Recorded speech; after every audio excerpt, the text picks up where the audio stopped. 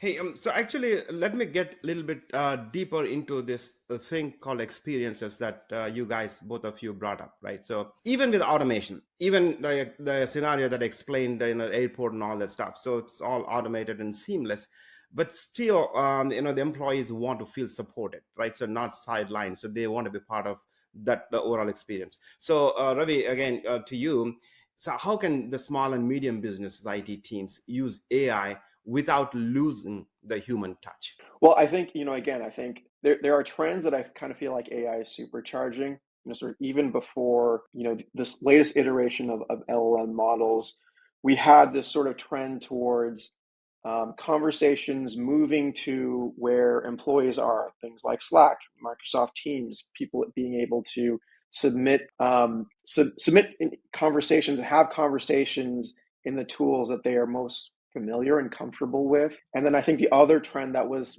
interesting was this notion of more and more teams outside of just IT setting up service desks where they could receive requests, track the work, ensure that there weren't discrepancies in managing work across an entire company. It was like, this wasn't just an IT thing anymore.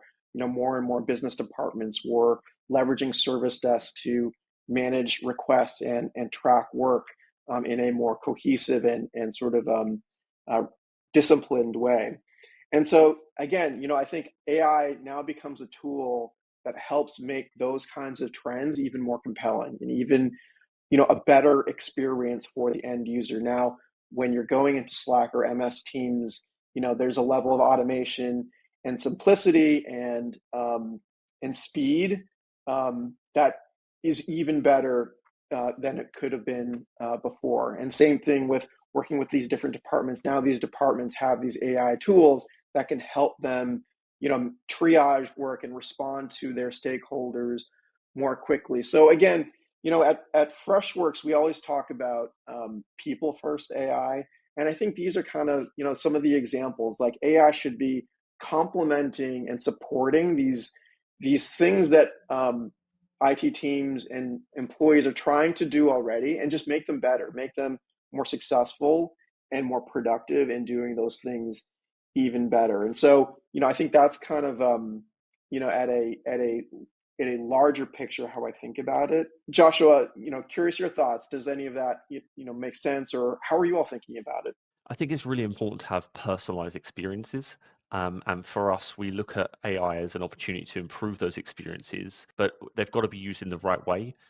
Just deploying the latest AI technology doesn't improve the customer experience unless it's shaped in a way that improves their outcome.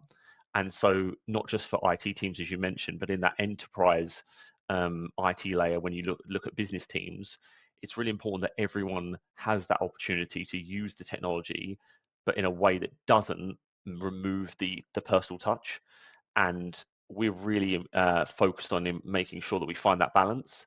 And if it takes a little bit longer to get there with the AI, we're happy to do that to make sure that the outcome is what we want. But Joshua, let me just go a little Mm. bit deeper into it. Like the first instance, like were there phases where you're deploying AI tools where the human touch was not there and people were feeling, because now when I go to some website, right, there's a chat bar that is there and I'm asking a question, and then I can get into the loop of not getting answer to my question.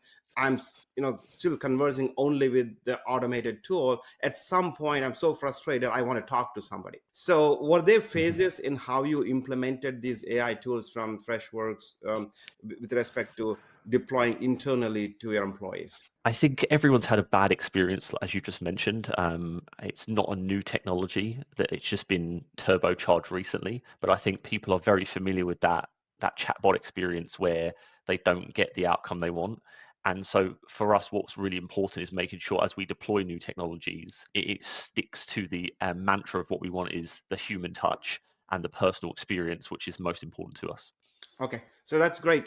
So Ravi, on this point, anything else that you would like to talk about in terms of how you strategized about the tools that you are planning to implement, where you wanted to bring the human experience into the picture, not just thinking about automation itself? Yep. Well, I think, one thing was this notion of sort of like complementing these teams, I do think there is this kind of a unique opportunity, and I'm sure we've all experienced in just how quickly these technologies are developing, and this element of sort of like delightful surprise, and like the potential for this technology being so powerful that it can sort of deliver delight and sort of surprise in how well it can deliver an experience that you almost weren't even expecting. And I think that's sort of like this next phase of where we're going, is trying to leverage these AI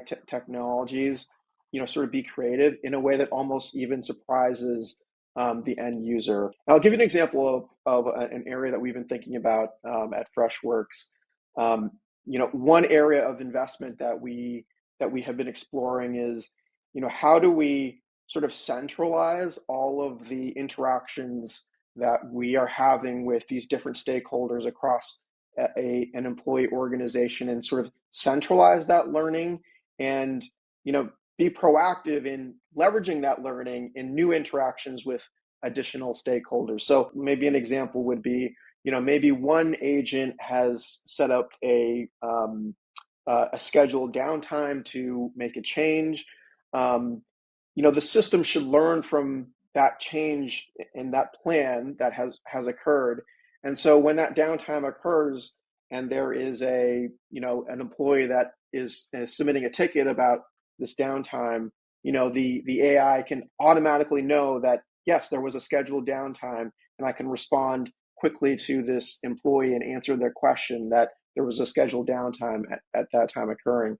Having that centralized sort of intelligence layer, and being able to adaptively learn from other parts of the organization to engage with a particular stakeholder, I think that's going to be an interesting area that we continue to develop, and again deliver on this potential to delight and surprise in what these AI agents can do, and sort of get past some of the bad experiences that have occurred with chatbots in the past.